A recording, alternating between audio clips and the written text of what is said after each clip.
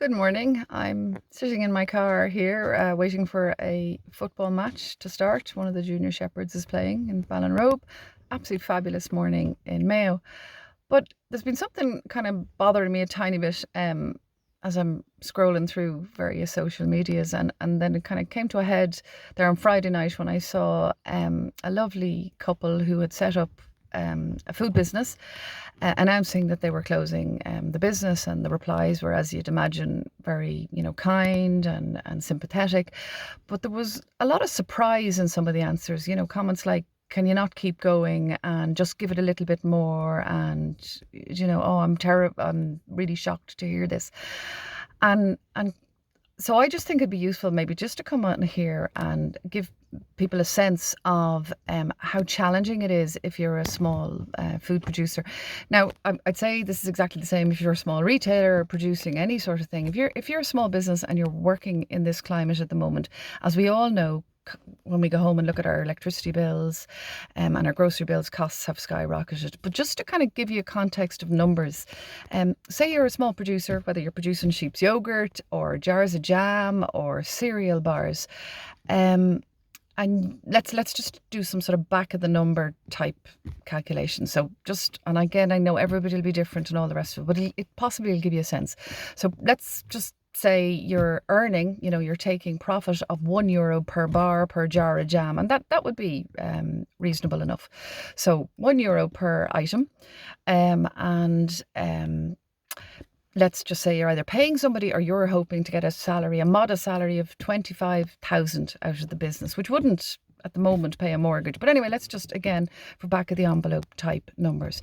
So if you were in 100 shops, if you were selling your jars of jam or your sheep's milk yogurt in 100 shops, which is actually a lot of shops for a small business if they've only been on the road for a few years, you're going to have to sell 5 or 6 pots of yogurt, jars of jam, cereal bars every single week in every one of those 100 shops to draw out that salary. If now your electricity bill rises, and say in our case in Velvet Cloud, it'll be at least 10, 20 grand more. It's looking at 15 at the moment, but nobody knows more in the year. And then your courier comes back and raises your prices, and that's a few more cent off your profit of €1 that you were making on your unit. And then your packaging people come back and they've increased their prices, and if you employ staff, you are going to have to raise their wages because they're suffering from inflationary cost increases. So very, very quickly, that €1, which was giving you 25 grand of a salary, is gone. It just disappears.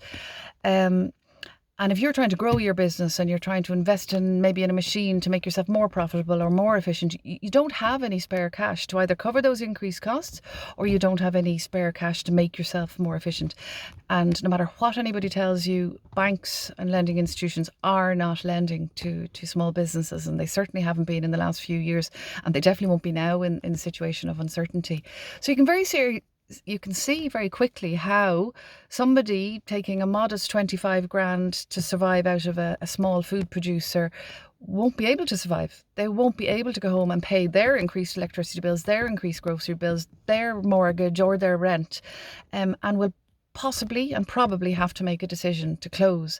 So there will be more of these announcements on social media or wherever. There will be more food producers closing their doors unless they can increase efficiency rapidly, which is really challenging and unlikely for most in this business. And as I say, I'm not for 1 minute saying it's not the same for all other small businesses. It's just, I suppose, small food production is our area of familiarity. And then these small food producers are competing against these really large international brands who have advertising budgets, who can, shout and scream about their brands, who have more power with the retailers. Also, sorry, I should have mentioned, it's very difficult to pass on your price increases to retailers. You might get one price increase in a year from shops, but you'd be really lucky if you get two. But the system is such, and they are more powerful than you, that it'd be impossible to pass on those costs to your customers, i.e. to the retailers. So you're in a bind. You're going to lose tens of thousands this year. So what do? Do you stay going or do you close? So I thought it just might be useful just to stick those kind of numbers out there and to explain or to ask people how important it is to support Irish at this stage. So if you have a choice, and again, I know people often don't have a choice, but if you have a choice to choose an Irish brand versus an international imported brand, please, please, please pick an Irish brand. And again, if you have a choice on top of that to pick a smaller business's brand, a smaller producer, again, please try and support them, because the economists will tell you that for every €5 spent in a local economy, €100 is generated. So if those small producers, small businesses, if somebody spends €5 with them, then they're able to go out and pay for the football membership or buy the local produce in their local grocery store.